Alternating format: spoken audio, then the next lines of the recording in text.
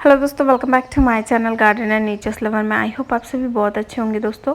सो आज एक मैं मोस्ट इम्पॉर्टेंट टॉपिक पे बात करने वाली हूँ। ये देखिए, ये हैरी कैटरपिलर है। हैरी कैटरपिलर आपके बैगन के लीव्स को खा जाता है, दूसरे प्लांट के लीव्स को खा जाता है।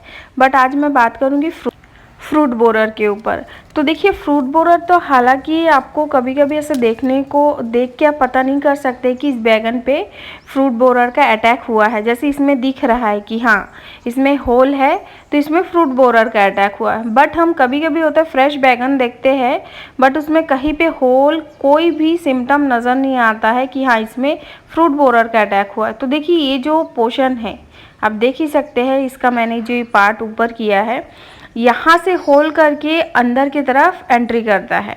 एंट्री करके वहीं पे वो फीड करता है। फीड करने के बाद वहीं पे अपना ग्रोथ करता है। और जब तक वो लार्वल स्टेज से आपका बटरफ्लाई नहीं बनता है तब तक वो बाहर नहीं आता है। कभी कभी तो ऐसा होता है, इतना फ्रेश ब्रिंजल होता है और हमें पता ही नहीं चलता कि अंदर इसके फ्रूट बोरर का अटैक हुआ है। तो हम कभी मार्केट से ख़रीद के भी लाते हैं तो काटने के बाद पता चलता है अरे इसमें तो फ्रूट बोरर का अटैक है, इसमें कीड़ा है। तो देखिए, ऐसा सिम्टम कभी नहीं छोड़ता। ऐसा सिम्टम कब होता है? ये जो बाहर इतने सारे होल्स और प्लस आपको जो मैगट्स दिख रहे हैं, ये जो छोटे छोटे दिख रहे हैं, ये एक्चुअली में मैगट्स है, ठीक है, उसके बच्चे हैं। तो ये सिम्टम कब दिखता है? जब इसका जो फ्रूट बोरर का जो एडल्ट होता है तब वो होता है फीड करके, जब उसका प्यूपा बनने का टाइम आता है तब वो उसके अंदर से बाहर निकलती है। कभी कभी होता है कि अंदर ही प्यूपा बन गई है एंड देन बटरफ्लाई बाहर निकल रही है।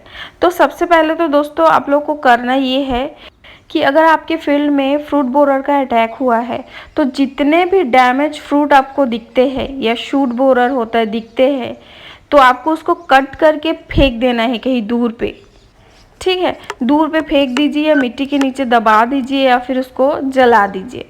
मतलब आपको उसको टोटली डिस्ट्रॉय करना है। डिस्ट्रॉय करने के बाद इसका कंट्रोल किया जा सकता है। हालांकि अभी मेरे पास इसके लिए कोई प्रॉपर दवाई नहीं है बट मेरे पास ट्राइसिल रखी हुई थी तो मैं उसका ही यूज़ कर रही हूँ, क्योंकि मेरे पूरे प्लांट में आपका हैरी कैटरपिलर का भी अटैक हुआ है। तो मैं इसी का स्प्रे कर दे रही हूँ कि जितना मैं इसको प्रोटेक्ट कर पाऊँ। बट अगर मैं बात करूँ किसान के लिए, तो जो प्रॉपरली इसका दवाई होता है फ्रूट बोरर का, शूट बोरर का, आप उसका ही यूज़ किया कीजिए तो बेस्ट रहेगा आपके लिए। क्योंकि ट्राइसिल जो है कि ज़रूरी नहीं कि आपके जो फ्रूट बोरर और शूट बोरर को कंट्रोल कर सके। मेरे छत में क्या है कि अभी फ़िलहाल बहुत टाइप के इंसेक्ट का अटैक हुआ है तो ट्राइसल ऑलमोस्ट कंट्रोल कर लेता है। हैरी कैटरपिलर हो गया, मेलीबग हो गया, तो बहुत सारी चीज़ों को ये कंट्रोल करता है। अगर किसान के लिए बात करें, थायोकार्बाइड है, कुनाल फॉस है, इस तरीके से इस दवाई का आप यूज़ कर सकते हैं अगर आपके फील्ड में फ्रूट बोरर का अटैक हो रहा है।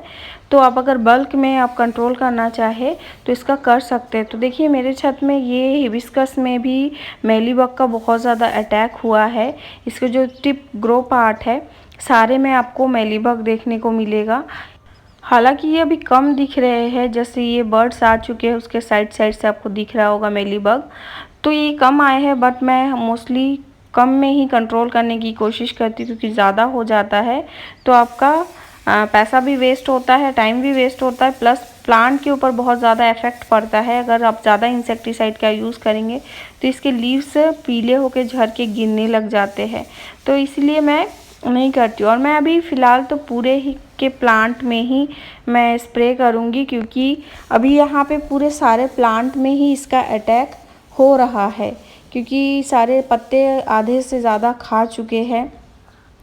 एक्सोरा का भी इधर आप देख सकते हैं, एक्सोरा में भी बहुत ज़्यादा अटैक हुआ है।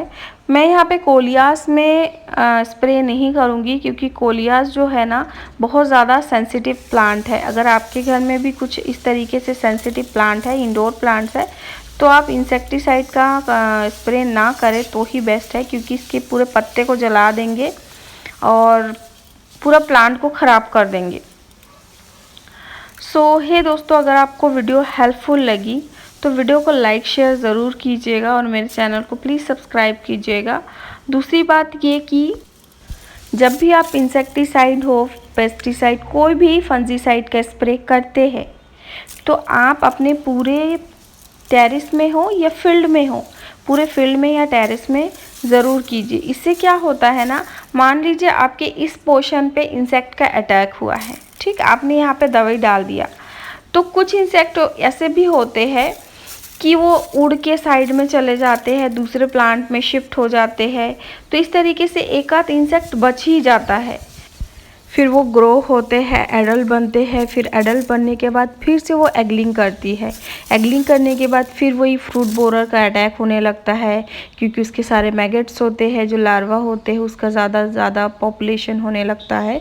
क्योंकि एक इंसेक्ट एक अंडे नहीं देती है, वो बहुत सारे एगलिंग करती है, बहुत सारे अंडे एक साथ देती है, 200-300 तक के। एक जो लार्वा होता है, एडल्ट होता है, उसकी क्षमता होती है 300 से 400 अंडे देने की। तो अगर आपके फील्ड में 300 से 400 अगर कैटरपिलर का अटैक एक साथ हुआ, तो आप सोच सकते हैं आपके फील्ड में कुछ भी नहीं बचेगा। तो इसलिए बेस्ट है कि आप पूरे फील्ड में या फिर आपके फील्ड के जो पोर्शन है उससे थोड़ा सा दूर तक आप उसका स्प्रे कीजिए। दूसरा चीज़, आप स्टिकी ट्रैप का यूज़ कर सकते हैं, जिससे क्या है सारे एडल्ट आपके मर जाएंगे, ना एगलिंग होगी, ना कि फिर से आपका पौधे में अटैक होगा। तो ये बेस्ट रहता है। आप यहाँ पे देख सकते हैं किस तरीके से ये इंसेक्ट का एग है। ये ऐसे तो देख के पता नहीं चलेगा, कभी कभी लीव्स के नीचे भी देते हैं, हमें पता नहीं चलता है। और ये यहाँ पे ऊपर गुलाब के प्लांट में दिया हुआ है, इसीलिए पूरे फील्ड में स्प्रे करना बहुत ज़रूरी होता है। सो मैं इधर कुछ इंडोर प्लांट्स में भी स्प्रे कर रही हूँ, बट इंडोर प्लांट्स में जो स्प्रे कर रही हूँ उसका डोज मैंने बहुत कम बनाया। जैसे 1 लीटर पानी में हमें 2 ml दवाई लेना पड़ता है, तो मैंने यहाँ पे 1 ml ही दवाई लिया है। तो आप भी इस तरीके से देख के इसका कम यूज़ किया कीजिए, क्योंकि इंडोर प्लांट बहुत ज़्यादा सेंसिटिव होते हैं। तो मिलता है नेक्स्ट वीडियो पे, बाय बाय।